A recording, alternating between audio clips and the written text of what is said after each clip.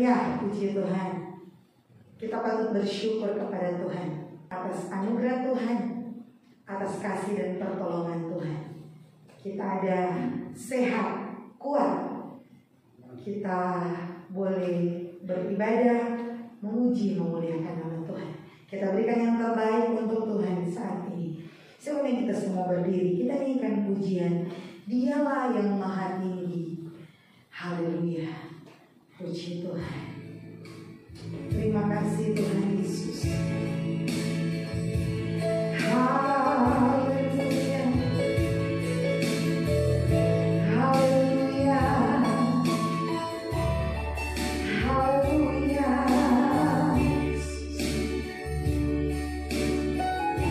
Terima kasih Tuhan. Haleluya.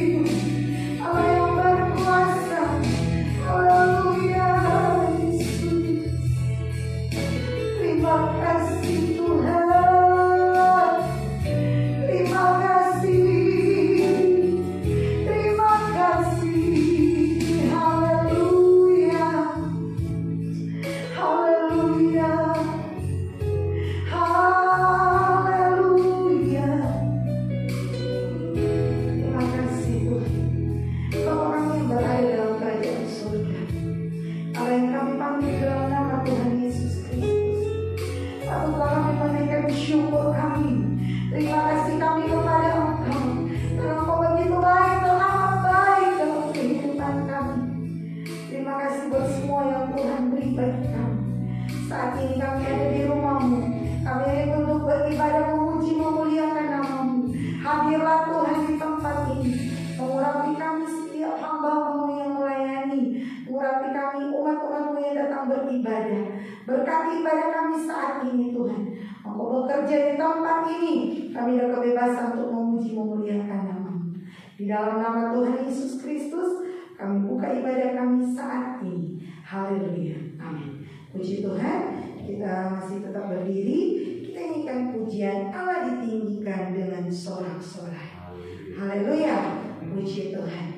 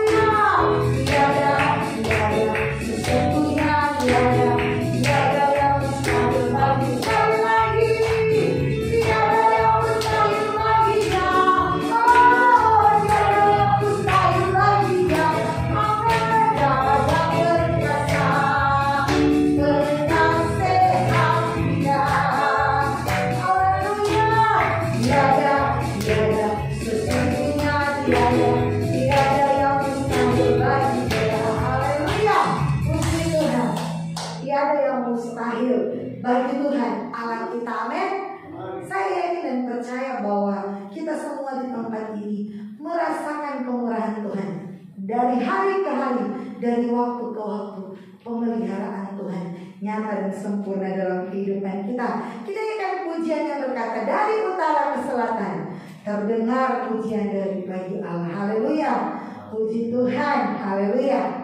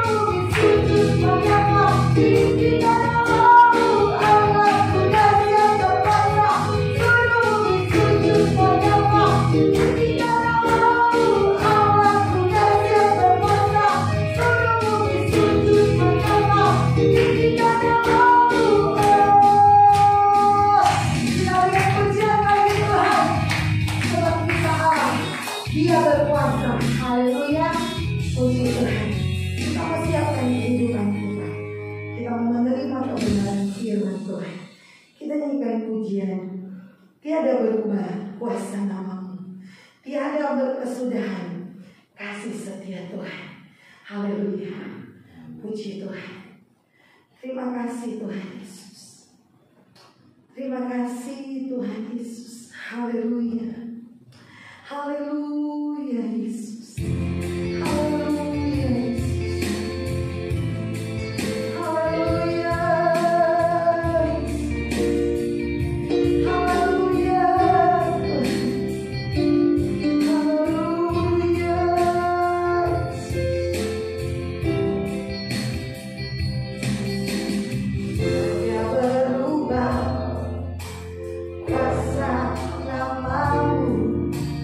Tiada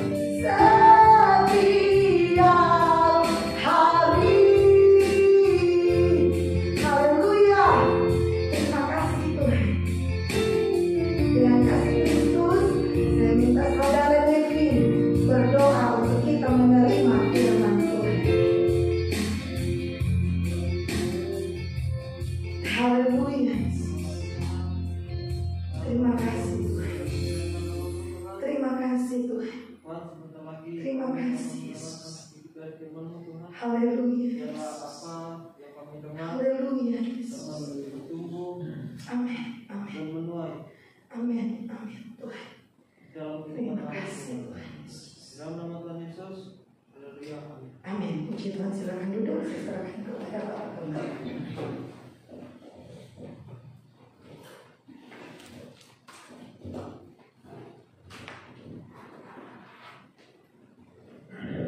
Haleluya. Kita bersyukur atas anugerah Tuhan. Kita diberikan kembali kesempatan untuk beribadah kepada Tuhan. Mari sama-sama kita merenungkan firman Tuhan, saudara-saudara. Mungkin saya sedikit sampaikan di awal ini, saudara-saudara. Mungkin kalau ya kita berdoa kalau penularan COVID memang sudah semakin menurun, kita mungkin minggu depan sudah tidak melakukan ibadah di YouTube, saudara ya, karena kalau pemerintah kita sendiri sudah mengizinkan, kenapa kita masih melakukan ibadah streaming, gitu ya? Sebab memang firman Tuhan mengajarkan kepada kita supaya kita beribadah dengan berkumpul, ya. Kitab Ibrani berkata jangan tinggalkan persekutuan. Hanya saja memang dalam situasi-situasi yang tidak memungkinkan seperti misalnya pandemi dan lain sebagainya, ya kita ikuti arahan dari pemerintah.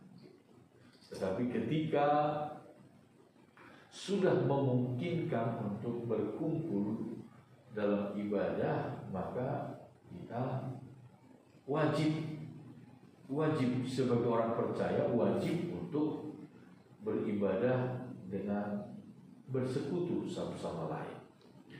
Mari sama-sama kita merenungkan firman Tuhan masih dalam kitab Injil Matius pasal yang ke-6 itu, saudara-saudara, tentang betapa pentingnya kita hanya mengabdi kepada Tuhan. Hanya mengabdi kepada Tuhan. Disebutkan tak seorang pun dapat mengabdi kepada dua tuan, karena jika demikian ia akan membenci yang seorang dan mengasihi yang lain, atau ia akan setia kepada yang seorang dan tidak mengindahkan yang lain. Kamu tidak dapat mengabdi kepada Allah dan kepada Mamon. Saudara-saudara yang dikasihi oleh Tuhan, ini menjadi sebuah peringatan penting bagi kita sebagai orang yang percaya kepada Tuhan. Kenapa, saudara-saudara? Karena kemudian kalau kita lanjut pada ayat 25,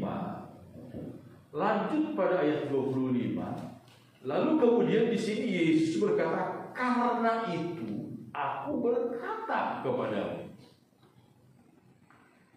Karena itu aku berkata kepadamu. Karena apa? Karena ayat 24 itu. Orang, saudara-saudara, orang seringkali takut akan kehidupannya, akan hidup jasmaninya, akan kelangsungan hidup jasmaninya, sehingga menduakan Tuhan.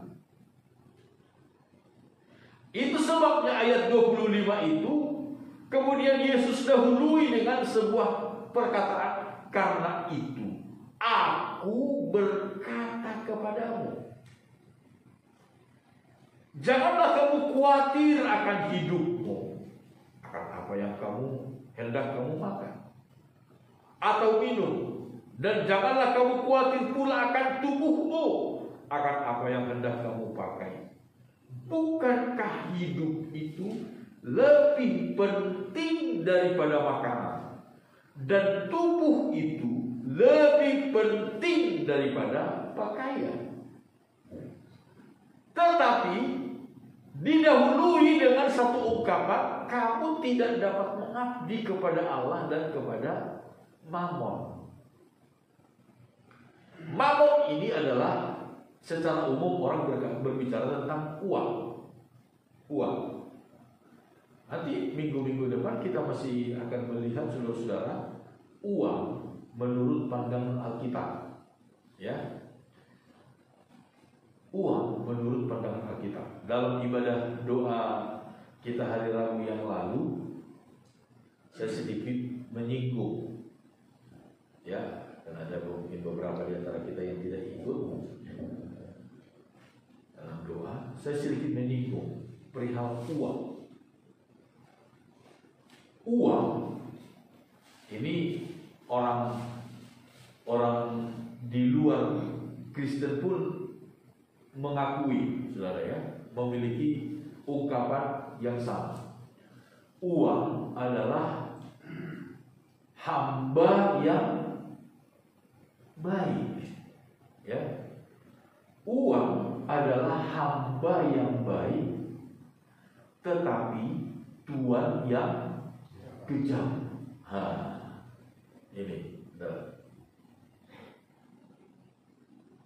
mamon, uang adalah hamba yang baik, tetapi tuan yang kejam.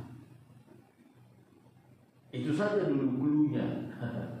Nanti minggu-minggu yang akan datang saya ingin menyampaikan kepada kita supaya kita jangan salah tentang uang. Lalu kita berkata kalau gitu uang gak penting. Siapa bilang uang gak penting? Apalagi zaman sekarang ini, saudara-saudara, ya tinggal buang angin yang gak perlu duit. Selebihnya, waduh, saudara kebelet di mall, di pasar, apalagi kalau di pasar. Kalau sekarang sih mungkin buat banyak pasar yang sudah itu ya, yang sudah toiletnya gratis. Tapi kalau dulu, waduh, kalau dulu bayar, semuanya bayar, seperti itu. Uang adalah hamba yang baik kalau kita menggunakannya, kalau kita menempatkan uang itu sebagai hamba. Dia adalah hamba yang baik, tetapi uang itu akan berubah kejam kalau kita tempatkan dia sebagai tuan. Tetapi Tuhan adalah Tuhan yang sangat baik, Tuhan yang sangat murah hati, Tuhan yang sangat panjang sabar kepada kita. Itu sebabnya dari situ, saudara-saudara, Tuhan berkata, kamu mau cari apa lagi? Kamu mau cari Tuhan yang bagaimana lagi? Bukankah aku ini Tuhan yang begitu baik, Tuhan yang begitu murah hati, bahkan Tuhan yang sangat maha kuasa? Apalagi yang kita manusia mau cari, saudara-saudara? Semua yang diperlukan, semua yang diinginkan oleh manusia, semua yang dibutuhkan oleh manusia ada pada Tuhan. Apa yang kita perlukan, manusia butuhkan? Rasa aman, misalnya, saudara ya. Rasa aman. Siapa yang bisa melindungi seperti Tuhan? Kalau orang mempunyai banyak uang, saudara-saudara, orang bisa sewa bodyguard. Bodyguard.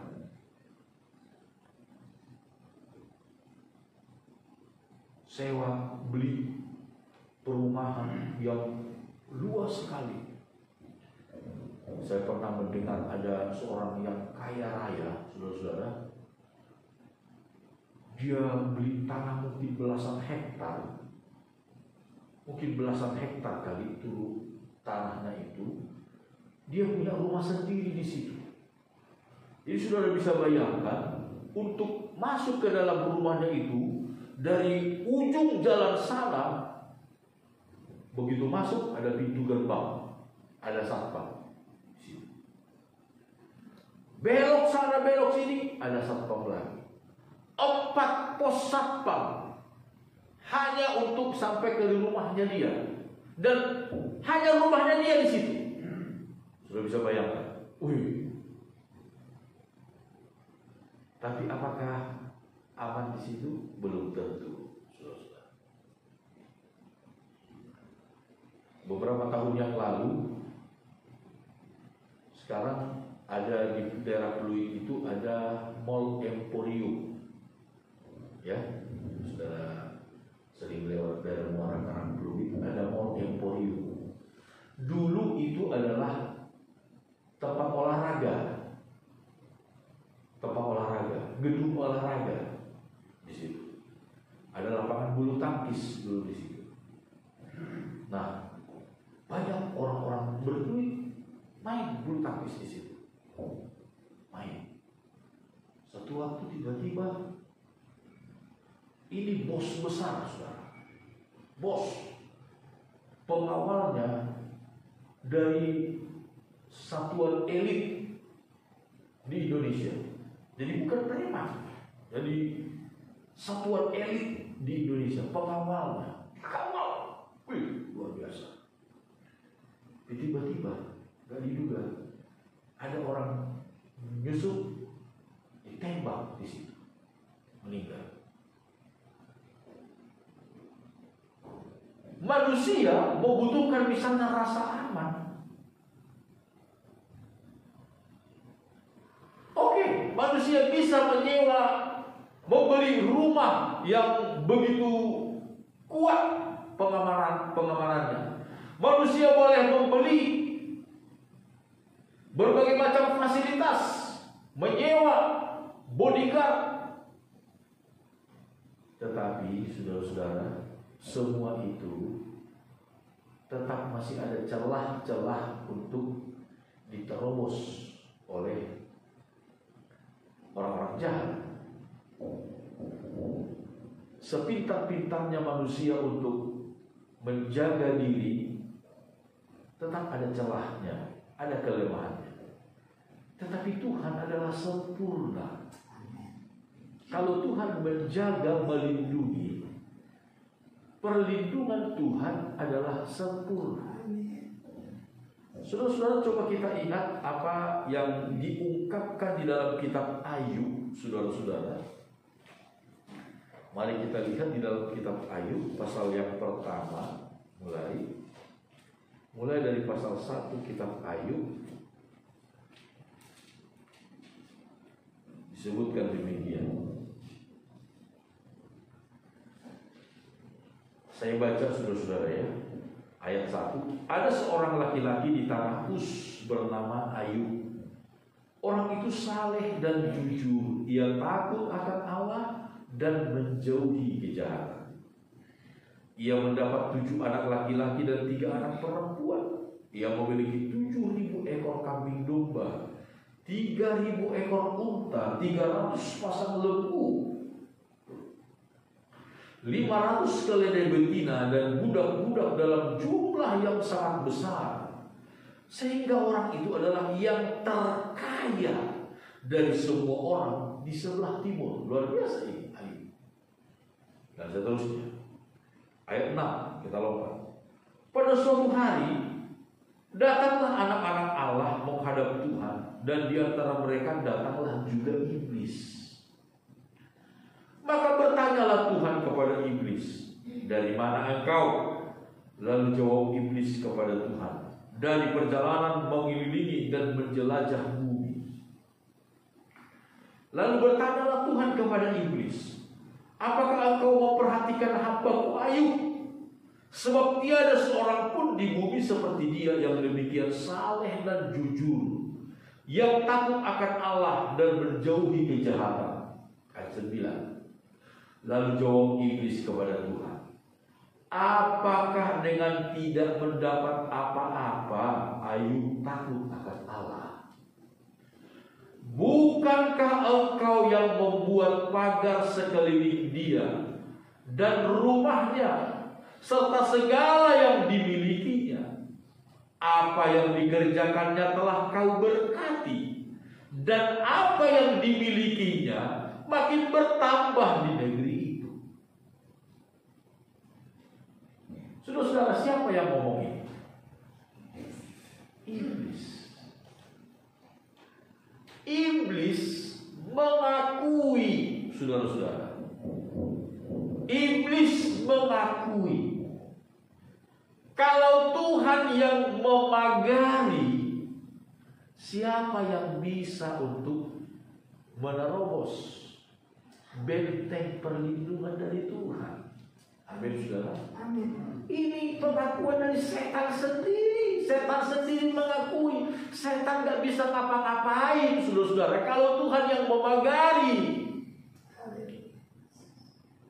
Lalu disitulah Tuhan bertanya, manusia mau cari apa lagi? Kalau misalnya manusia mencari rasa aman, bukankah hanya Tuhan yang dapat memberikan perlindungan yang sempurna? Raja Daud dalam kitab Mazmur pasal 62 berkata, hanya dekat Allah saja aku tenang. Amin, saudara. Daripadanya lah keselamatan. Coba kita baca dulu Mazmur itu, saudara ya. Itu luar biasa ungkapan dari Raja Daud. Ini saya pikir lupa baca, saudara.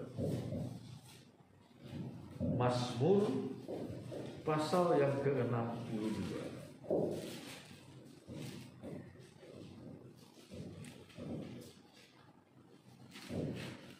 Ayat 1.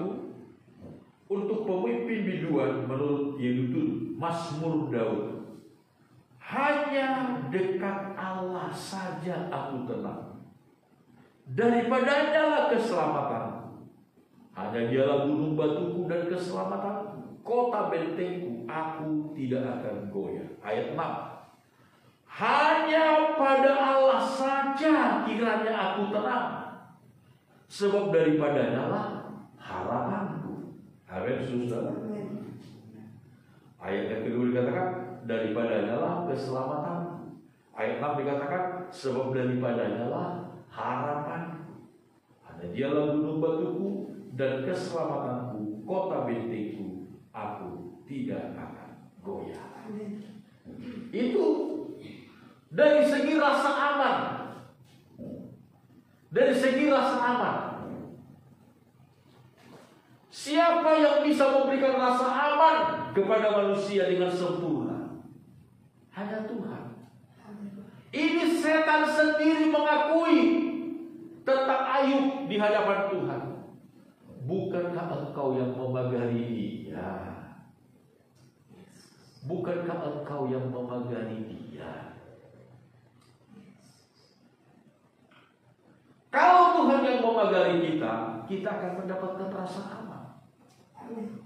Daud sendiri mengungkapkan hal itu. Hanya dekat Allah saja aku tenang. Daripadanya lah keselamatanku. Hanya pada Allah saja aku tenang. Daripadanya lah harapanku. Itu Daud. Padahal kalau kita membaca dalam Alkitab, saudara-saudara, pahlawan-pahlawan Daud itu, laskar, tentara yang dimiliki oleh Daud itu adalah yang terbaik di seluruh dunia pada masa itu. Coba kita lihat satu bukti bagaimana tentara-tentara yang dimiliki oleh Daud, laskar Daud adalah yang terbaik di seluruh dunia pada masa itu. Ayat 2 Samuel pasal 23. 2 Samuel pasal 23 ayat 8. Coba kita lihat saudara-saudara ya.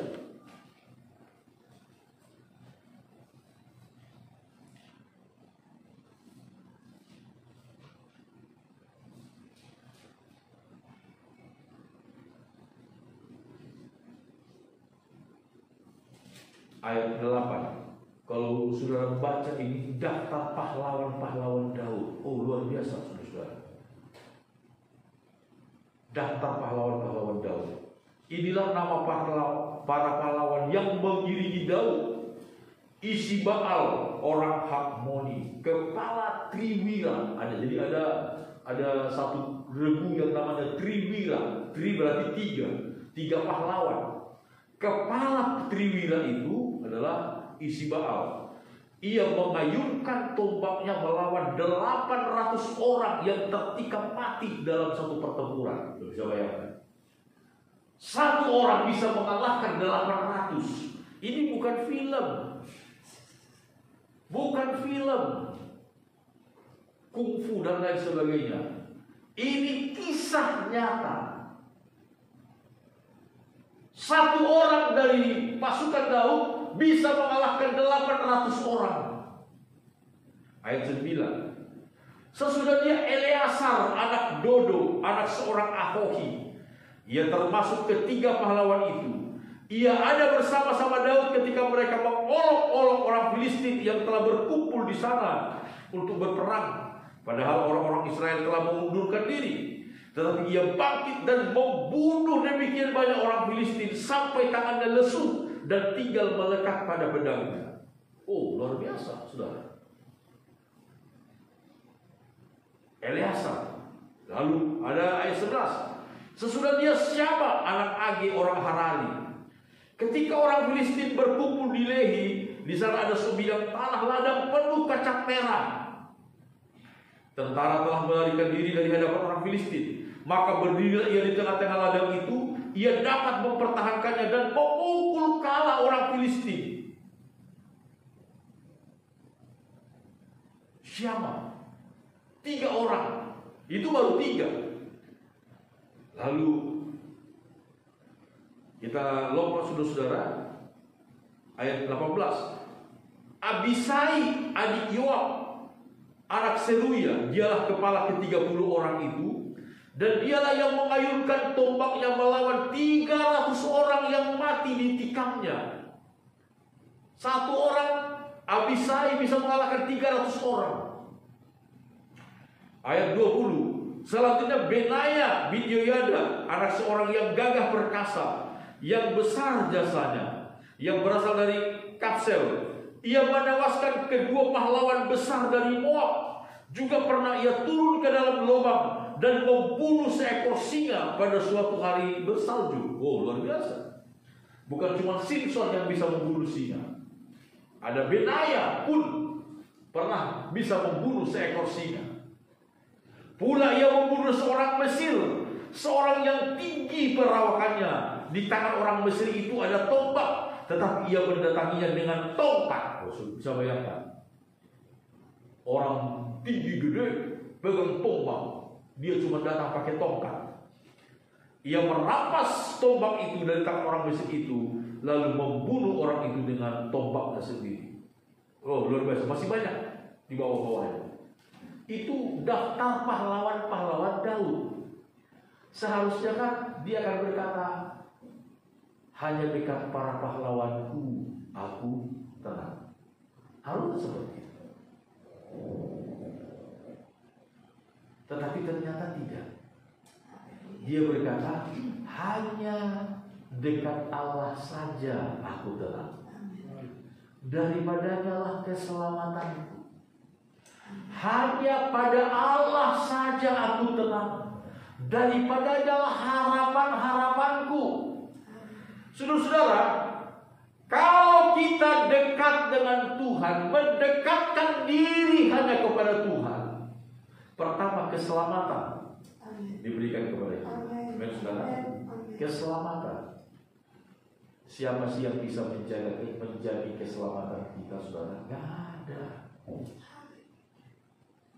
Misalnya di jalan deh, di jalan ya. Orang kan seringkali berkata hati-hati di jalan ya. Ya oke, hati-hati. Kita hati-hati di jalan. Tapi orang lain sembrono. Iya kan seringkali kan begitu. Kita sih sudah hati-hati. Tapi orang lain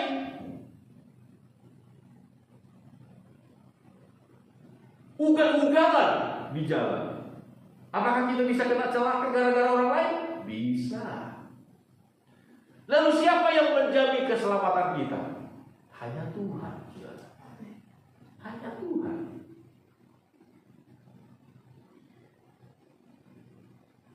Harapan kita. Siapa yang bisa membangkitkan pengharapan di dalam hati kita, saudara-saudara? apalagi di tengah-tengah masa yang susah seperti sekarang ini di bidang ekonomi, saudara-saudara ya. Siapa yang bisa membangkitkan harapan bagi kita? Yang bisa membuka mata rohani kita, mencelikkan mata kita untuk melihat peluang-peluang dalam usaha, dalam pekerjaan, dalam pelayanan. Siapa yang bisa membuka harapan kita? Hanya Tuhan yang bisa memberikan pengharapan. Ada begitu banyak orang yang aneh-aneh sekarang ini, saudara. Beberapa hari kemarin saya ada baca berita, katanya ada TikTokers bunuh diri sambil live. TikTokan. Lalu ini zaman ini nggak tahu, benar-benar sama edan, orang Jawa bilang.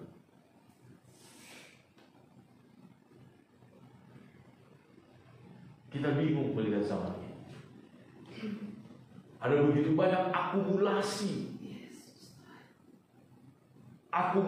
peristiwa, akumulasi tekanan-tekanan, akumulasi stres, membuat orang melakukan hal-hal yang tidak terduga. Dari manakah kita mendapatkan selalu pengharapan yang baru? Dari Tuhan. Haleluya. Ini yang diakui oleh Daud. Hanya dekat Allah saja aku tenang. Hanya pada Allah saja kiranya aku tenang. Itu sebabnya saudara-saudara, betapa penting kita untuk selalu mendekatkan diri kepada Tuhan. Saudara, jangan hadapi hidup ini dengan kekuatanmu sendiri. Libatkan Tuhan. Biar Tuhan yang memimpin hidup kita. Biar Tuhan yang memimpin hidup kita.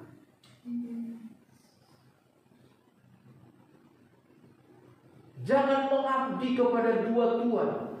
Jangan juga membuat diri kita sendiri sebagai tuan. Jangan, saudara. Jangan kita menganggap, oh kita sudah banyak pengalaman, kita sudah mempunyai banyak ilmu dan lain sebagainya, ilmu pengetahuan, gelar dan lain sebagainya. Tidak menjamin, saudara. Tidak menjamin. Tetapi ketika kita mengabdi kepada Tuhan,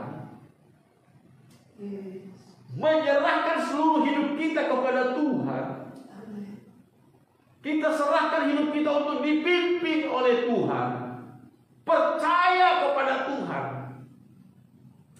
maka kita akan melihat Tuhan memimpin kita dari satu langkah ke langkah yang berikut. Saudara, Tuhan tidak pernah menjanjikan sesuatu yang instan ya. Enggak. Tuhan tidak pernah menjanjikan sesuatu yang instan. Mie aja sebenarnya namanya mie instan, tapi enggak instan juga, kan kita mesti rebus dulu. Artinya tetap ada prosesnya, ya kan? Jadi jangan kita kemudian menginginkan sesuatu yang instan lalu bermalas-malasan dan lain sebagainya.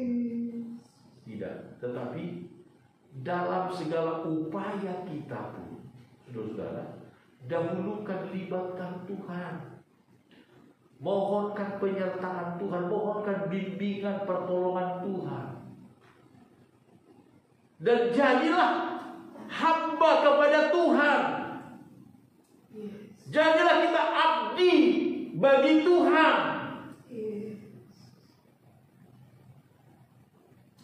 Kalau saudara berhasil dalam satu hal, muliakan Tuhan dengan segala hasil yang saudara dapatkan.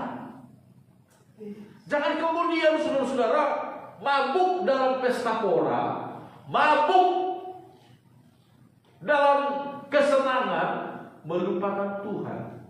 Seringkali kan kita manusia seperti itu. Pada waktu kita memohon berkat kepada Tuhan, kita mohon, Tuhan buka jalan, Tuhan berkati, Tuhan berkati. Ketika diberkati oleh Tuhan, nggak tahu kemana. Itu yang terjadi di dalam kitab Injil Lukas pasal 17 itu. Ada 10 orang kusta. 10 orang kusta. Oh, orang kusta kan lihat ya saudara ya. Saudara lihat itu orang kusta bagaimana menderitanya. Di zaman sekarang yang sudah ada obat pun betapa menderitanya jadi orang kusta. Apalagi di zaman dahulu 2000 tahun yang lalu yang belum ada obat. Betapa menderitanya orang yang mengalami penyakit kusta. Oh, teriak-teriak, Tuhan Yesus anak Daud, sembuhkan kami. Teriak-teriak dari jauh, karena mereka tidak boleh mendekat. Yesus berkata, pergi kepada imam-imam, perlihatkan dirimu. Sambil kamu jalan, sambil kamu sembuh. Benar.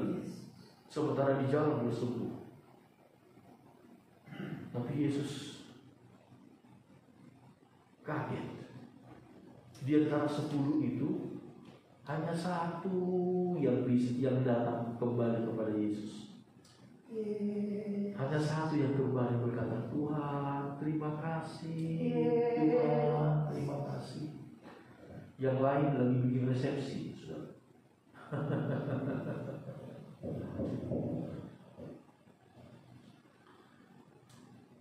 Yang lain lagi makan enak, balas dendam karena selama ini terasing. Saudara-saudara, kalau kita mengabdi kepada Tuhan, Tuhan akan memagari kita. Seperti yang dilakukan oleh Ayub, dialami oleh Ayub. Tuhan, coba kita buka kembali dalam Ayub pasal 1 tadi, saudara-saudara. Ini setan sendiri yang mengakui di hadapan Tuhan. Ayat 9. Lalu jawab iblis kepada Tuhan, apakah dengan tidak mendapat apa-apa Ayub takut akan Allah? Bukankah engkau yang membuat pagar sekeliling dia dan rumahnya serta segala yang dimilikinya? Apa yang dikerjakannya telah kau berkati, dan apa yang dimilikinya makin bertambah di negeri ini. Wow, luar biasa. Ketika Tuhan memagari kita, ketika Tuhan memberkati kita,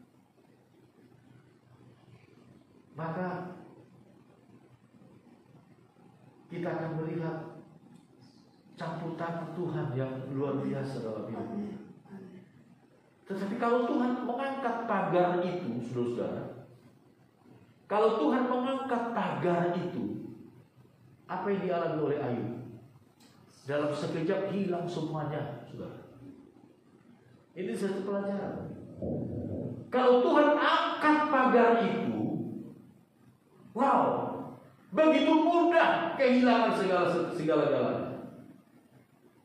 Tetapi kalau Tuhan tetap menancapkan pagar itu, setan pun mengakui setan gak bisa ngapa-ngapain, gak bisa mengganggu, sehingga makin bertambah, makin bertambah, makin bertambah. Apa yang dimiliki makin bertambah, makin bertambah. Saudara-saudara, biarlah kita mau berkomitmen kepada Tuhan. Tuhan, saya mau menjadi hamba bagi. Amin, saudara.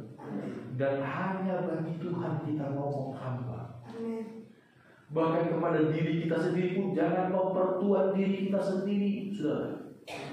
Ada orang begitu mempertua diri sendiri sehingga menjadi begitu sensitif, gampang marah, gampang sekali tersinggung karena dia menganggap dirinya sebagai Tuhan, mempertua diri sendiri. Padahal Kristus sendiri merendahkan diri luar biasa, merendahkan diri serendah-rendahnya, dihina orang, difitnah orang, disiksa orang, dia tidak melawan. Tapi ada orang, saudara, begitu mempertua diri sendiri. Jangan. Tuhan kita hanya satu. Allah Bapa di sorga, Tuhan Yesus Kristus. Dan ketika kita hanya mengabdi kepada Tuhan, kita akan melihat keselamatan, harapan-harapan, perlindungan, dan berkat. Apa yang dikerjakannya kau berkati. Itu pengakuan dari iblis sendiri, saudara. Ketika kita mengabdi kepada Tuhan, saudara akan melihat berkat-berkat Allah tercurah dalam hidup saudara. Kalau kita berkomitmen kepada Tuhan, bahwa kita hanya akan mengabdi kepada Tuhan saja. Amin. Puji Tuhan, Tuhan Yesus memberkati kita semuanya. Saya serahkan kembali kepada Ibu Gembala untuk memimpin kita dalam ibadah kita yang selanjutnya.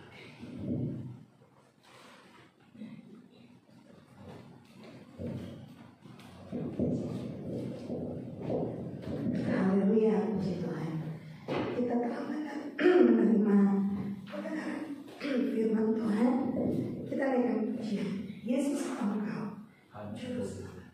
Hanya Engkau juru selamat. Haleluya. Terima kasih. Haleluya, Yesus. Haleluya, Yesus. Haleluya. Haleluya, Tuhan. Haleluya, Yesus. Terima kasih, Tuhan. Terima kasih, Tuhan.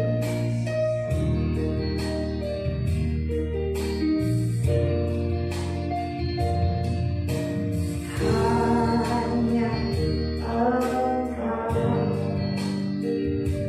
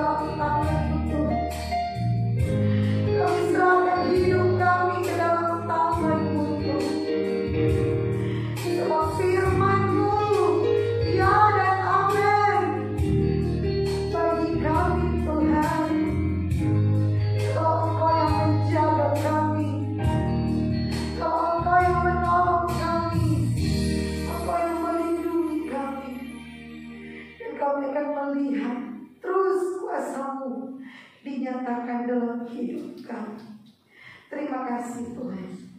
Kami telah menerima firman-Mu. Tanamkan firman-Mu di dalam hati kami Tuhan. Tanamkan firman-Mu di dalam hati umat-umat-Mu Tuhan. Biarlah firman-Mu itu boleh bertumbuh, menghasilkan buah untuk hormat kemuliaan bagi nama-Mu.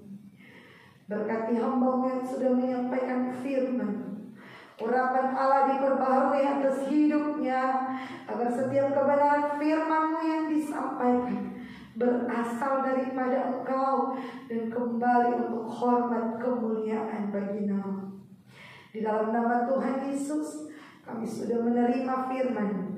Sebentar kami akan memberikan korban persembahan kami, besar ataupun kecil. Tuhanlah yang memberkati. Di dalam nama Yesus, haleluya, amin. Puji Tuhan.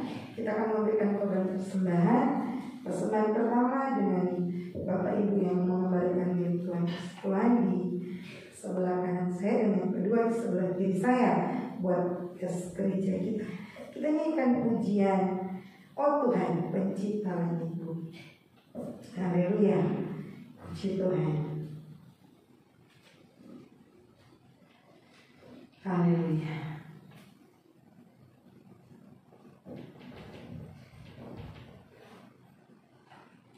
Puji Tuhan.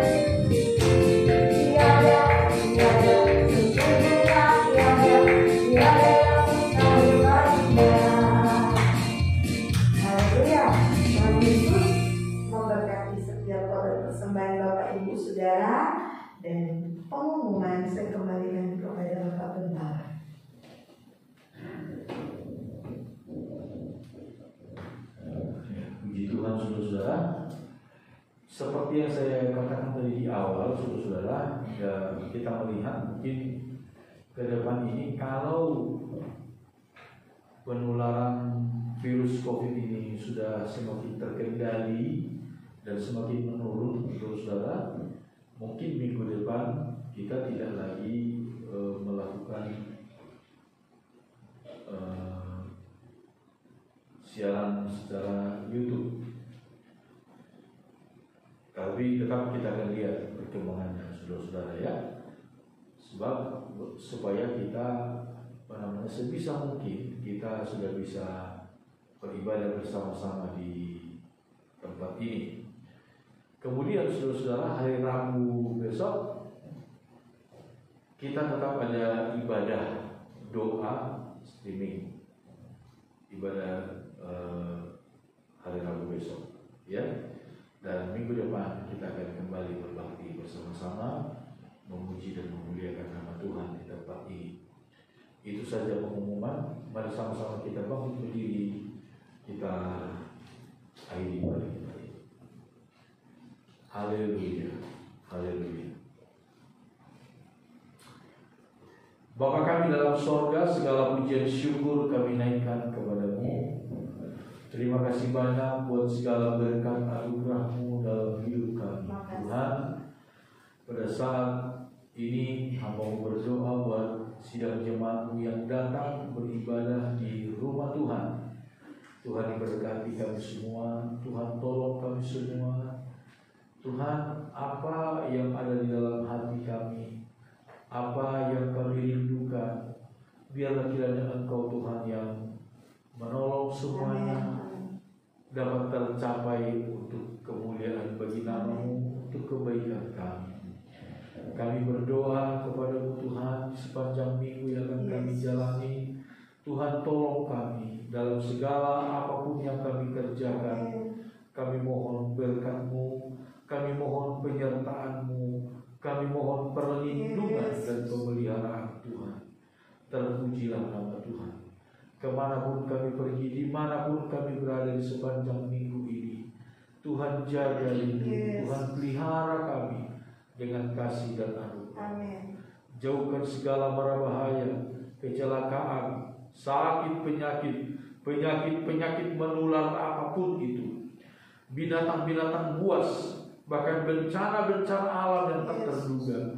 Tuhan, lindungi kami dari semua itu. Jauhkan semua itu dari kami. Dan juga Tuhan, orang-orang jahat, bahkan kuasa-kuasa kegelapan yang coba-coba mengganggu kami, Tuhan hancurkan semua itu dengan kuasa-Mu. Demi nama Yesus kami menolak dan kami mengusir semua itu, pergi menjauh dari kami. Kuasa darah-Mu Tuhan itu yang memagari kami, melindungi kami. Terpujilah nama Tuhan sampai selama-lamanya. Berkati terus bangsa dan negara kami Indonesia. Berkati dalam pemerintahan Tuhan, supaya pemerintah kami kiranya dapat dengan secepatnya menangani pandemi virus corona ini dengan baik. Kami berdoa kepada-Mu Tuhan, kiranya Engkau melenyapkan virus corona ini dari tengah-tengah bangsa dan negara kami. Terpujilah nama Tuhan kekal selama-lamanya. Inilah doa dan permohonan kami di hadapan-Mu ya Bapa. Segala pujian syukur kami naikkan kepada-Mu. Anak-anak Tuhan juga yang tidak bersama dengan kami, yang tidak dapat beribadah bersama dengan kami saat ini, Tuhan rawat mereka dimanapun mereka berada. Jangan biarkan hati mereka menjauh dari Engkau Tuhan, tapi biarlah kiranya Engkau tetap merangkul mereka di dalam kasih dan anugerah. Terpujilah Engkau kekal selama-lamanya. Inilah doa dan permohonan kami. Sekarang saudaraku, arahkan hati dan pikiranmu, mohonkan berkat dari Tuhan. Percayalah kepada Tuhan dengan segenap hatimu, dan jangan bersandar kepada pengertianmu sendiri. Akuilah Tuhan dalam segala lakumu, maka Tuhan akan meluruskan jalan. Damai sejahtera dari Allah yang adalah Bapa kita, kasih karunia yang melimpah dari Yesus Kristus Tuhan dan Juru Selamat kita, persekutuan bersama dengan Roh Kudus Allah penolong, penghibur dan pembela kita, itulah yang selalu menyertai saya dan saudara hari ini, besok, bahkan sampai selama-lamanya. Di dalam nama Tuhan Yesus Kristus kita bersyukur, terima berkat Tuhan, dan kita akhiri ibadah kita ini. Haleluya. Semua yang percaya katakan sama-sama amin. Selamat siang, Tuhan Yesus memberkati kita.